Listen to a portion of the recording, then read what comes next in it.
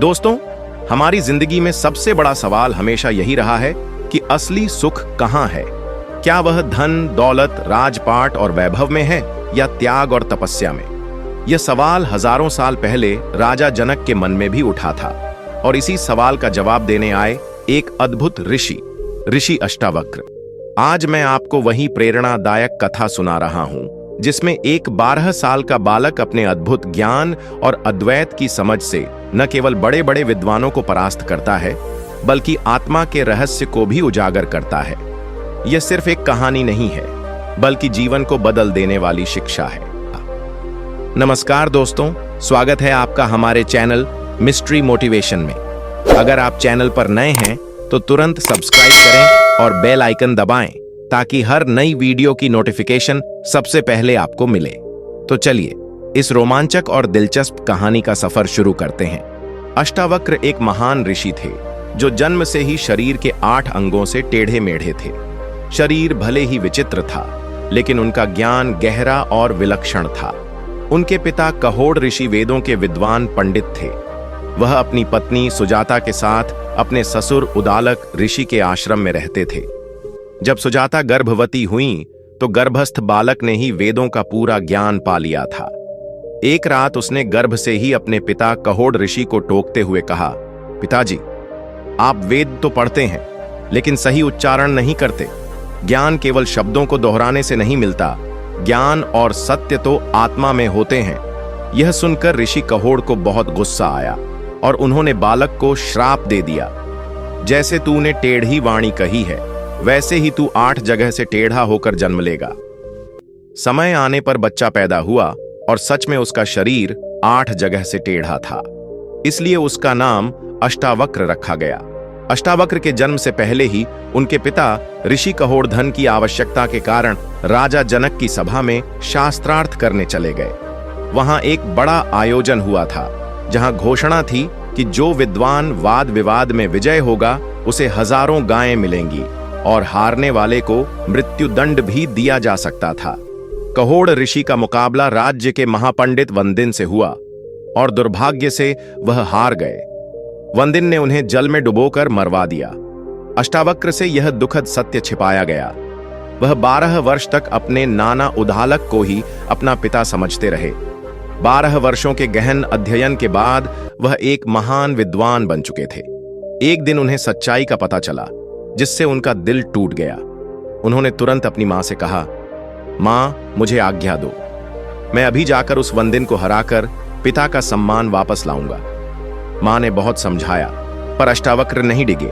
उन्होंने कहा, शरीर चाहे जैसा हो पर ज्ञान की शक्ति में कोई बाधा नहीं है। अष्टावक्र अपने मामा श्वेत केतु के साथ राजा जनक की नगरी की ओर चल पड़े जहां महायज्ञ चल रहा था। राजमहल पहुंचकर उन्हें द्वारपाल ने रोक दिया। द्वारपाल ने कहा कि केवल वृद्ध और चतुर ब्राह्मण ही अंदर जा सकते हैं। तब अष्टावक्र ने गंभीरता से कहा, क्या सिर के सफेद बाल ही वृद्ध होने का प्रमाण है? जो ज्ञान में पूर्ण हो वही वास्तव में महापुरुष होता है, चाहे वह बालक ही क्यों ना हो। उनकी वाणी सुनकर द्वारपाल चकित रह गया और उन्हें अंदर जाने दिया। जब अष्टावक्र सभा में पहुंचे तो उनका टेढ़ा मेढ़ा शरीर देखकर पूरी सभा हंसी से भर गई। हर कोई उनका मजाक उड़ाने लगा, लेकिन अष्टावक्र भी मुस्कुराए और खिलखिलाकर हंस पड़े। राजा जनक ने पूछा, बालक, सब तो तुझे देखकर हंस रहे हैं पर तू क्यों हंस रहा है?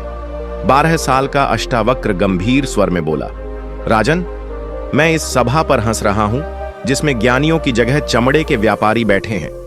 उन्होंने समझाया कि ये लोग मेरे शरीर को देख रहे हैं, आत्मा को नहीं। उन्होंने कहा, मंदिर टेढ़ा हो तो क्या आकाश भी टेढ़ा हो जाता है? घड़ा फूट जाए तो क्या पानी भी फूट जाता है? नहीं ना, मैं शरीर नहीं हूं, मैं आत्मा हूं। कृपा करके मेरी आत्मा को देखिए, न कि मेरी देह को। उनके ज्ञान से भरे शब्दों ने सभा के सारे विद्वानों को हिला दिया। वे सब लज्जित होकर चुप हो गए। अष्टावक्र ने सीधे राजा जनक की ओर देखा और वंदिन से शास्त्रार्थ करने की अनुमति मांगी।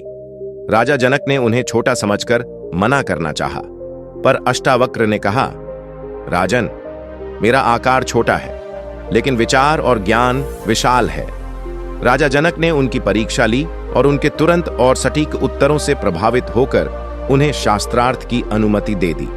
वंदिन और अष्टावक्र के गहन शास्त्रार्थ में अष्टावक्र की वाणी और ज्ञान के आगे वंदिन निशब्द हो गया।